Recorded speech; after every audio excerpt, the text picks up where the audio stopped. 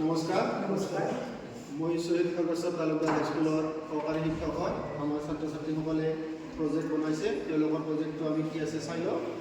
কি বনাইছে তোমালোকে? বৰ্তমান পৰিৱেশৰ অন্যতম সমস্যা হৈছে গোলকীয় উত্তাপ বৃদ্ধি।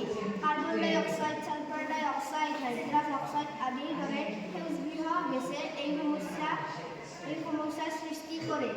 উদ্ভিদবোৰে কিদৰে এই গেছ গ্ৰহণ কৰি নিজ খাদ্য আৰু পৰিৱেশক সুৰক্ষা প্ৰদান কৰে তাকে আমি এই প্ৰজেক্টৰ দ্বাৰা দেখুৱাব বিচাৰিছোঁ।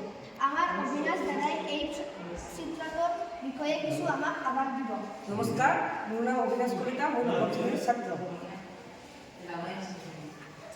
দিনৰ ভাগত বায়ুমণ্ডলত সূৰ্যই শক্তি প্ৰদান কৰি সেউজগৃহ গেছৰ সহায়ত বায়ুমণ্ডলত অক্সিজেন গেছৰ অক্সিজেন এৰি দিয়ে। অক্সিজেন এৰি দি বায়ুমণ্ডলখন নিৰ্মল কৰি ৰাখে। ঠিক তেনেদৰে ৰাতিৰ ভাগত গছে অক্সিজেন গ্ৰহণ কৰি আৰু সেউজগৃহ গেছ অৰ্থাৎ কাৰ্বন ডাই অক্সাইডৰ এৰি দিয়ে আৰু গ্লুক'জ গ্ৰহণ কৰে আৰু ঠিক আছে।